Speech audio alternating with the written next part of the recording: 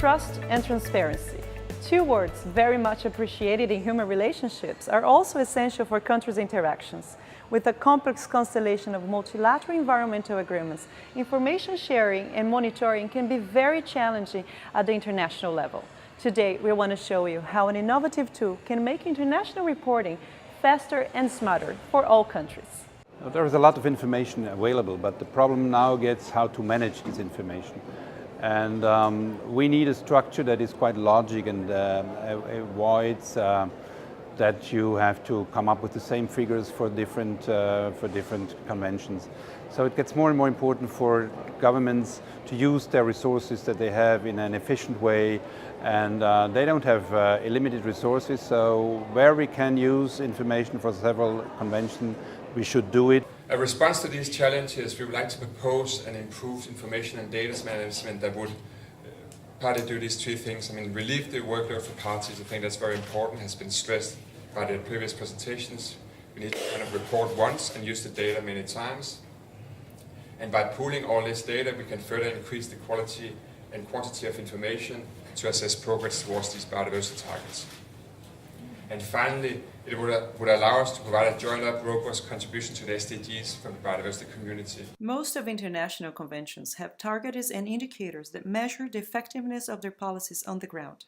Being the field of sustainable development interrelated, there is untapped potential to monitor and share information in a more cohesive way.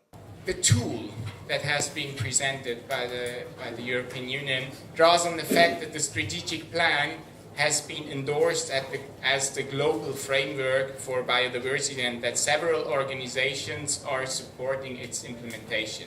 So that's very important. And the strategic plan for biodiversity and its IG targets is also a unique opportunity for the modular approach. The aim of modular reporting is to be able to easily draw on the different reporting processes and thus to facilitate information management.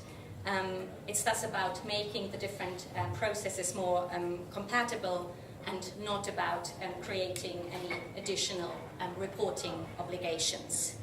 I think this tool will have two main targets. One is the practitioner that has to come up with the national reports, and here you have to understand that for developing country this is a challenge. Even for developed country as us, it's a lot of data, it's scientific, you have to be accurate, and then to give them a tool where they can use a central tool at one place. It will be in Geneva at UNEP, and so everybody from each country can upload data. They have this tool available and they can just fill in their data. So that will help, a big help for them. Then we will have another target, that's the overall audience, NGOs, the public in general, because the tool has a possibility to keep the data for you, not open, but you can also decide, okay, these data are available, they are accurate, we can make them accessible for everybody. And that's a little bit also like in the climate change process, where we have to come up and be transparent and really prove to the world that we are doing what we promised. And that will become more and more important also in the biodiversity area.